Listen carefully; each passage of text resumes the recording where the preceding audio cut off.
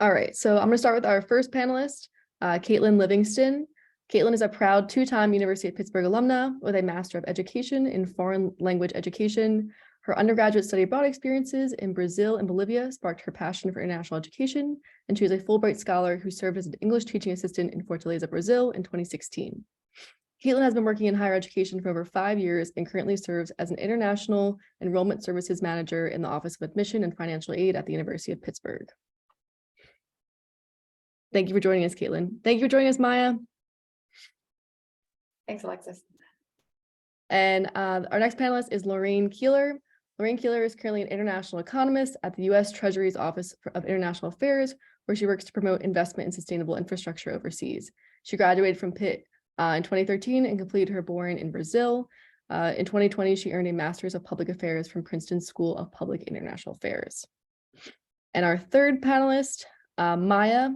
Maya Best graduated from the University of Pittsburgh with a B.Phil in International and Area Studies, Anthropology, and Nonfiction English Writing, with a minor in Japanese language. Upon graduating, she received a Fulbright Research Fellowship in Tokyo, Japan, to study intercultural exchange and relationships between Japanese locals and Bengali immigrant communities from West Bengal, India, and Bangladesh. Maya currently works at Pitt in Student Affairs within the Office of Inclusion and Belonging, overseeing programming for international students at Pitt through the Global Ties program. We also have with us Leisha Green, the Director of National Scholarships and Post-Graduation Success at the University of Pittsburgh Honors College, who helps with a lot of these applications, is a great resource for students. So I'm going to give everyone, Lorraine, Caitlin, and Maya, maybe a minute, 30 seconds to talk a little bit about your experiences and what the program was that you did. Lorraine, do you want to start us off? Sure. So for those who don't know, the Boren gives students financial aid to study abroad, specifically focused on critical language acquisition. And they prefer that you go for 1 year to really maximize your language skills. And then in exchange, you have to work for the federal government, preferably working on national security for at least 1 year after graduation. So I went to Brazil. I did 2 study abroad programs with the Boren. You don't have to choose a specific program. They don't mandate it. So I was in Salvador and Belém, and my federal service after that, I worked for the State Department for 2.5 years back in Brazil. Fantastic. Thank you, Lorraine. Caitlin? Yes, so I did the Fulbright program in Brazil. Fulbright offers 2 different options for students to choose from, or for recent graduates to choose from. One is the English Teaching Assistant program, which is the one that I did, and then they also offer the research side. So the English Teaching Assistant program, I ended up applying and went the year after I graduated from Pitt, so in 2016. Was there for a year teaching college-age students. The program does differ depending on what country you're in. In some countries, you might be teaching elementary, middle school, or high school, but in Brazil, it just so happened that we were working only with college students, which I really loved. I had no choice over the city that I went to. They asked us to rank our top preference, or maybe 2 cities that we wanted to go to, but they ended up just assigning us a little bit randomly, which is how I ended up in Fortaleza. It was my top choice, but not everyone lucked out as much as I did. So that's a little bit about how the program works. Yeah, that's a fantastic location to be placed in. And Maya, thanks for joining us. Do you mind talking a little bit about your experience as a Fulbrighter in Japan? Yeah, so like Caitlin mentioned, there are 2 types of Fulbrights, the English teaching one and the research one. Mine was the research fellowship. So I did independent research through affiliation with a university in Tokyo. My situation was a bit unusual, I guess, because I received the Fulbright for 2020, which was the COVID year. So I had to wait actually 2 years before being able to go on my fellowship. I went this past spring, summer of 22. Yeah. I'm muted. Fantastic. Thank you so much, Maya. So I do have a couple questions for maybe Leisha. I think you might be the best person to ask for this. what is the timeline for the Fulbright program and the Boren program, if that is also in your jurisdiction?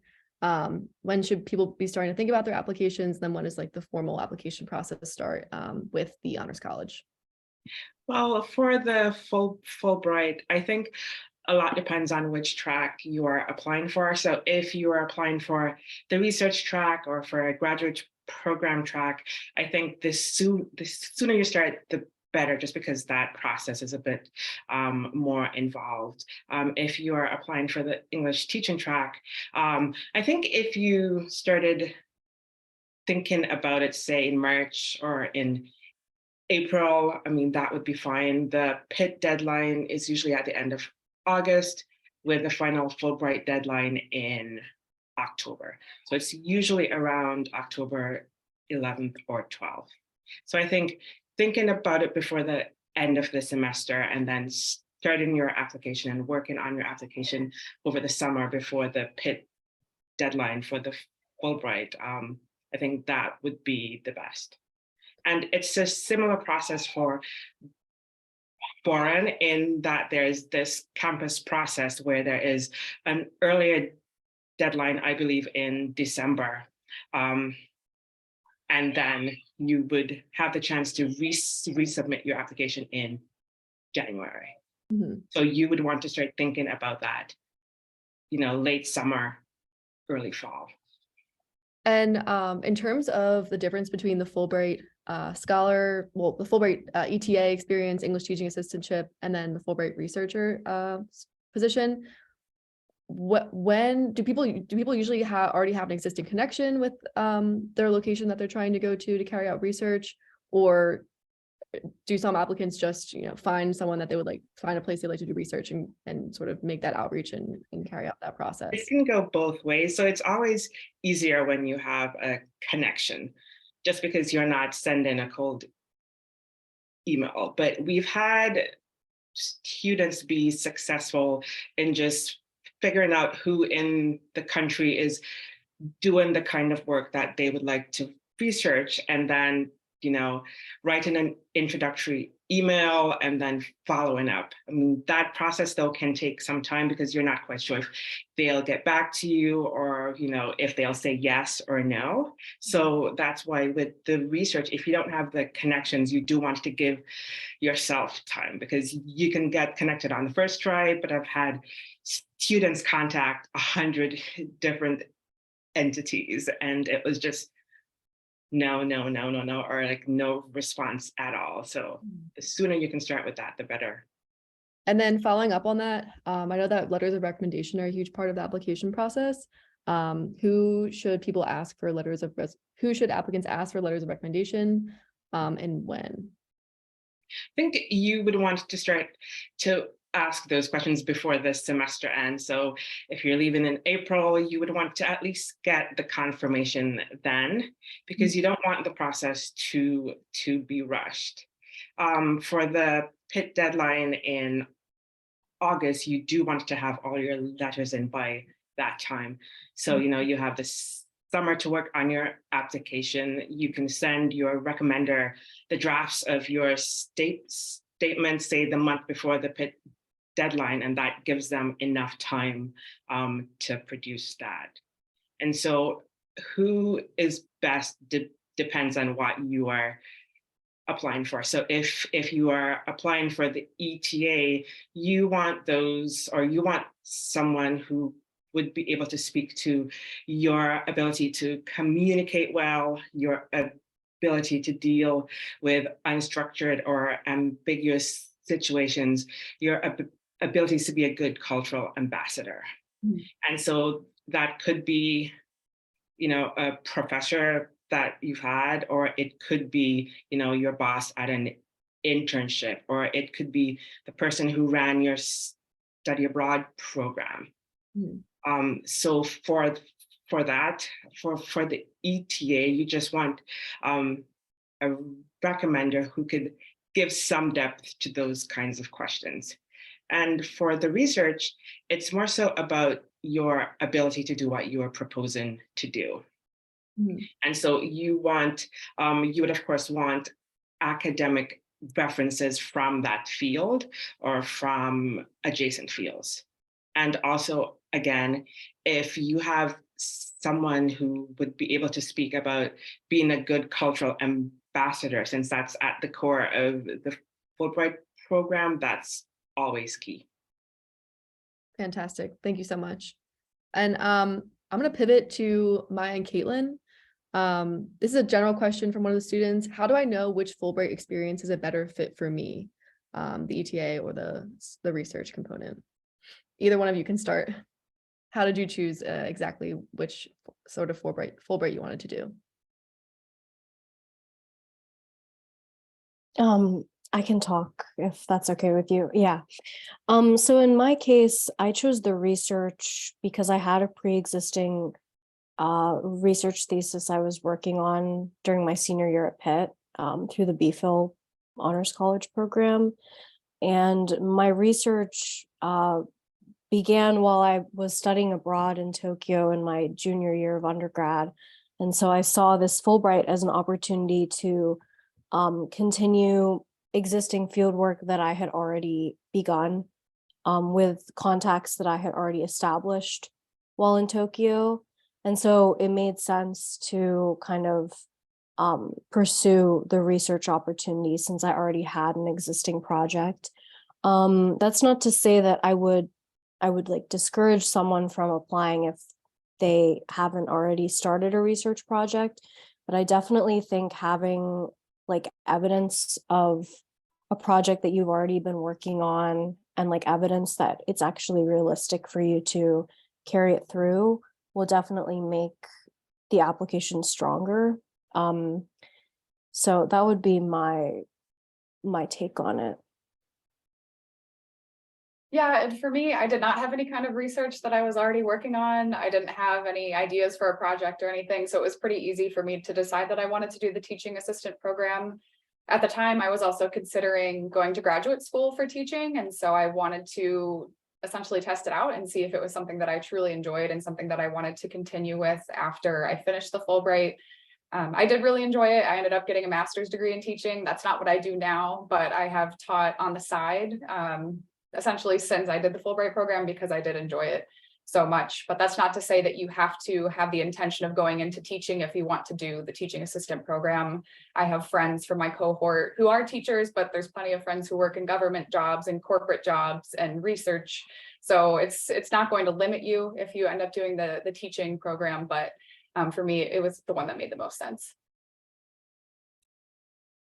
Great. And I'm going to pivot to Lorraine.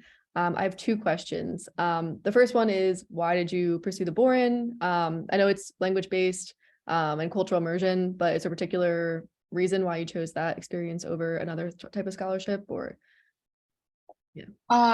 Well, I had already started taking Portuguese at that time, so I'd done it for a year, although I don't think you need to have done any prior study for the Boren. It depends on the language.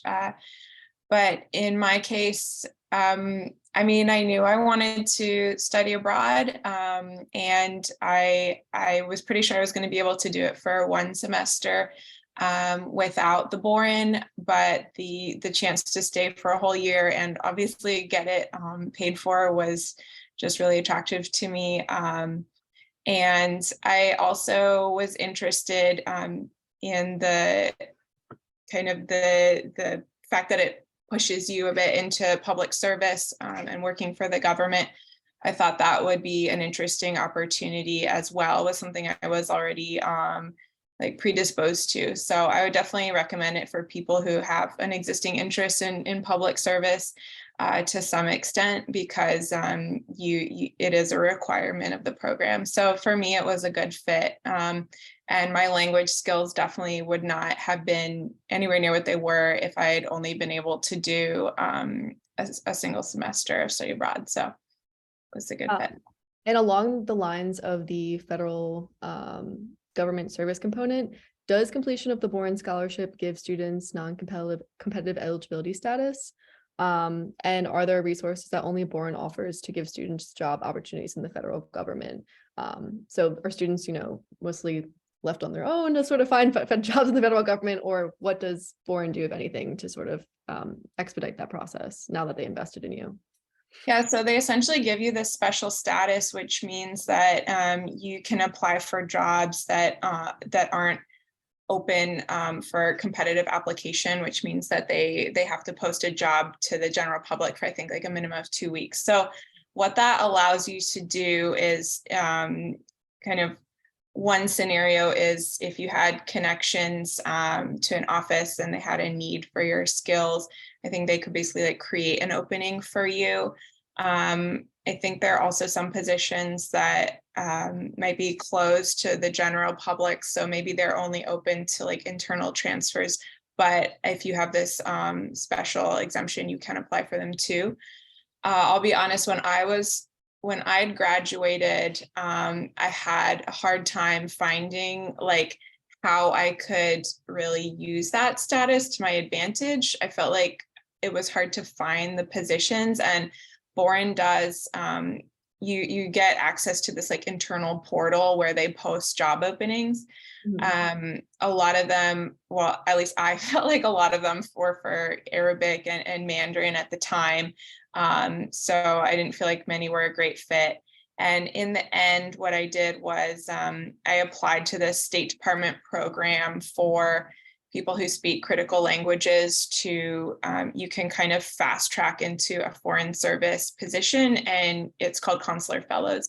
And you do the job of an entry level foreign service officer. The difference is that you don't have a career position. So you basically can continue doing consular for as long as you'd like, but you wouldn't progress like a normal officer. So that I didn't need the Schedule A to get that position, but obviously the language skills were essential. And the language requirements for Portuguese for that program are quite high.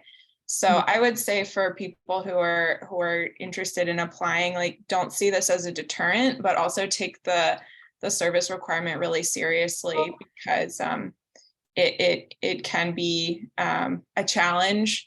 And I think ultimately, like, if you don't do, Peace Corps or there are some other ways you can fulfill it, but if you don't do anything, ultimately, I think you have to pay back the support you received.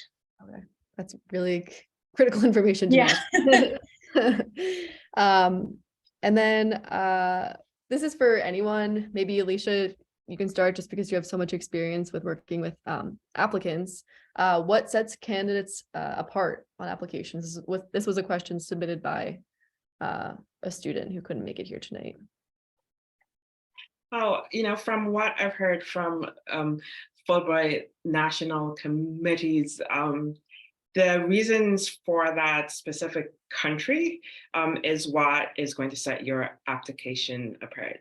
So you can't just say, oh, I want to improve my language skills and explore the culture and things like that, because you can do that on your own. You don't necessarily need to, get funded to do that.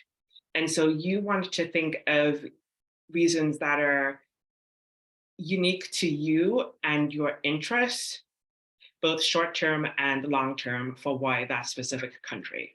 Mm-hmm. Lorraine, Caitlin, Maya, do you have any other insights to add?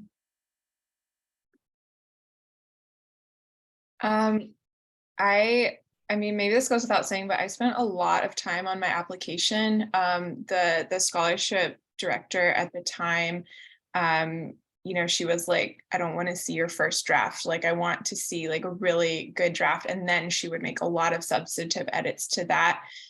So I had all sorts of people read my drafts. And then with the Boren, at least the way it was then, you would have like a panel of faculty members review it who had substantive expertise, and they would give you additional feedback.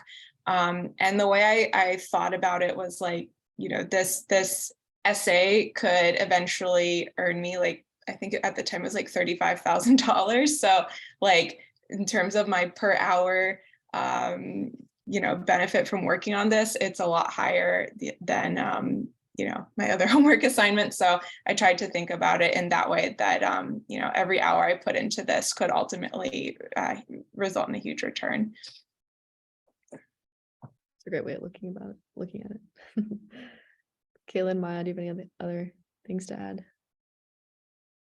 I would definitely agree that for Fulbright, we also had in my year, we had the opportunity to meet with faculty with expertise in those areas. I think that was like extremely beneficial.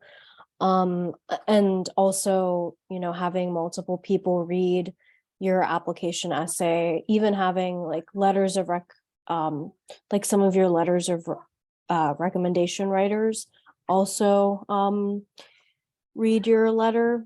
I'm sorry, my cat is meowing very loudly in the background. Yeah, so I think having a variety of people, even people who are writing letters of recommendation, sending them your application materials ahead of time so that they have a clear sense of what your what your future goals are and how this aligns with your interests is also really a good idea. Yeah. Thanks, Maya. Yeah, and I agree with everything that has been said. I think the Honors College was crucial in me ending up being awarded the Fulbright because I did have so much help. And I will tell you, the first draft of my essay that I submitted was completely torn apart when I submitted it, but it was for the better because the experts in the Honors College know exactly what the committee's looking for. And so that's definitely my biggest piece of advice, is to use them to your advantage. And then the letters of recommendation, I think, were also key for me specifically because I had studied abroad in Brazil with one of my professors who wrote me a recommendation to do the Fulbright in Brazil. So if you have any of those types of connections, those can be really key as well. And if you don't, that's okay. But finding people who can really speak to your strengths in a very detailed and specific way for the program that you're applying for is really helpful. Fantastic. And then I have one last question, sort of twofold. What was one thing you wish you had known before starting your program? And what was your biggest takeaway? Whether that was a skill, professional skill, personal development, anything.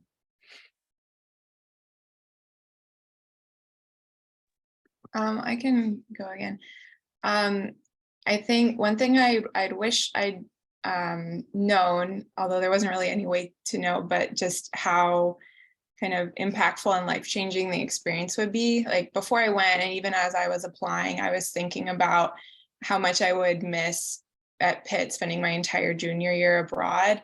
But ultimately, that didn't really matter because I had all these really like rich and once in a lifetime experiences. So I would just encourage people to like try to be brave and not let this kind of considerations get in the way. Sometimes you just have to put yourself outside your comfort zone.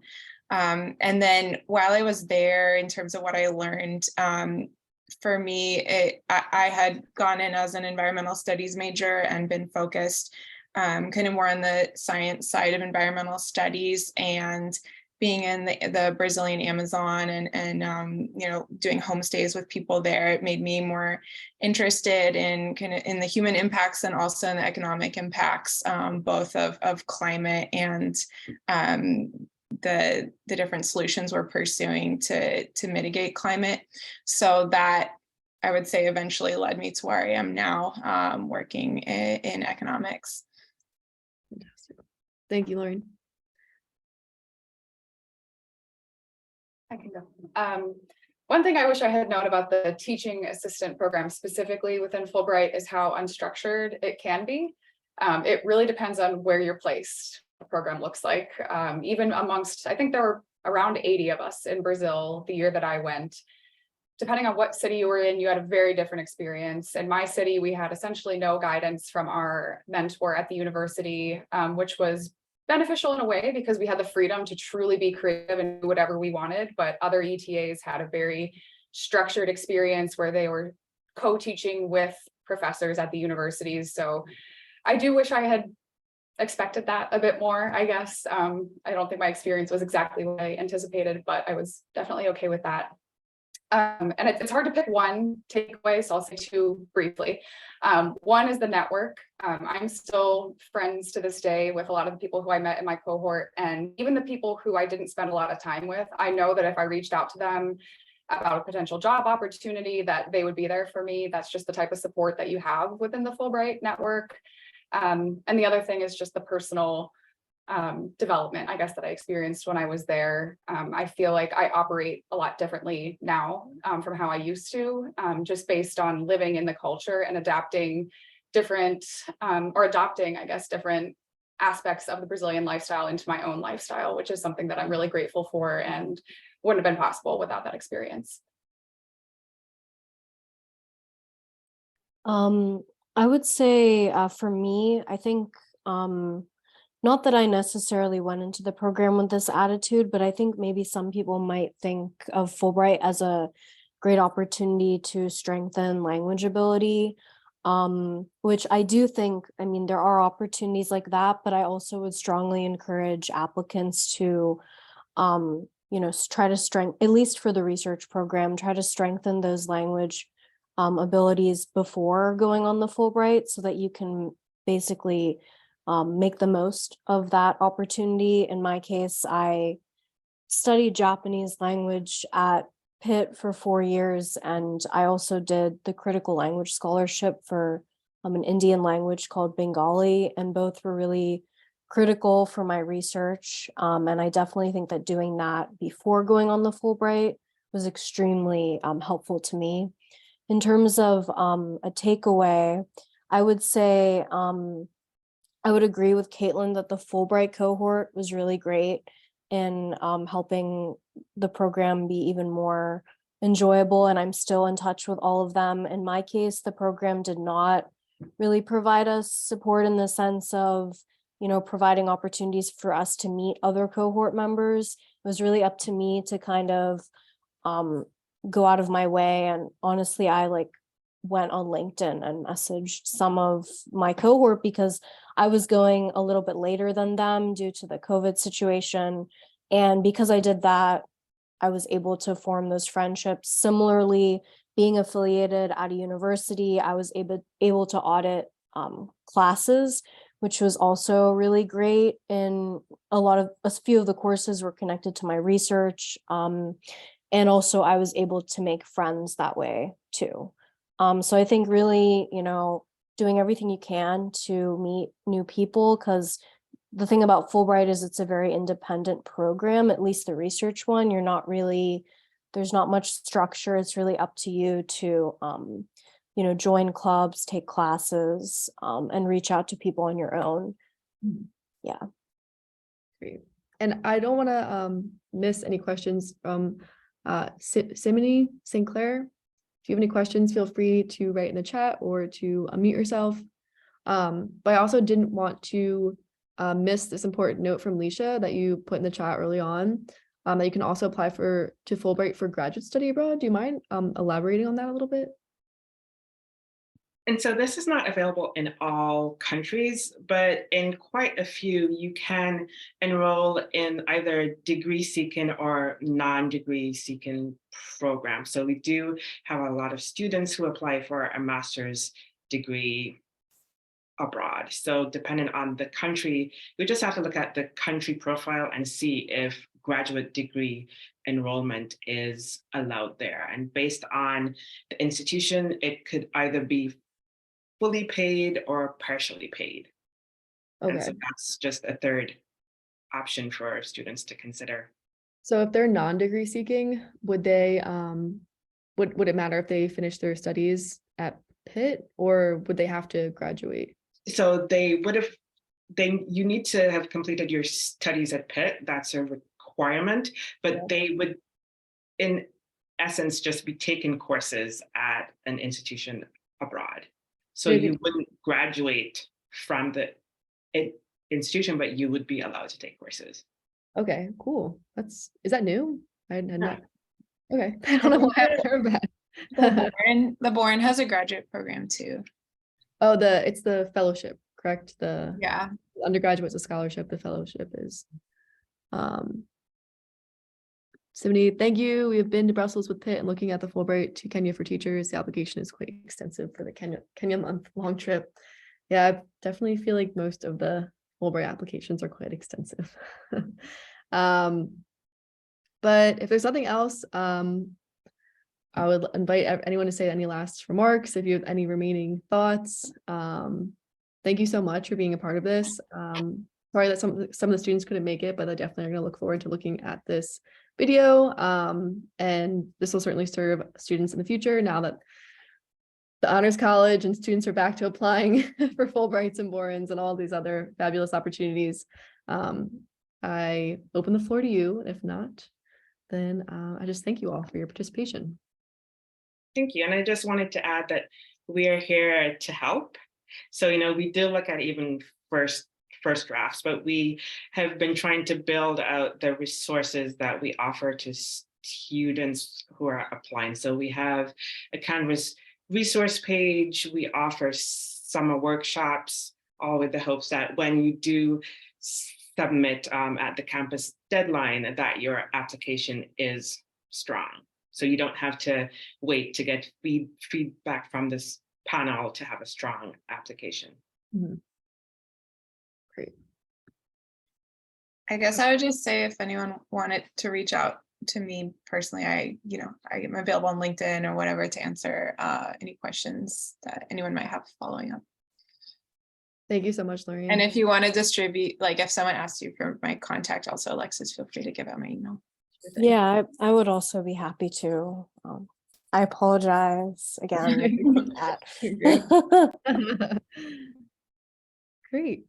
Well, thank you all. Hope you have a great night wherever you are, or evening, wherever, morning. And yeah, I'll just sign off and say goodnight. Bye. Bye. Thank you.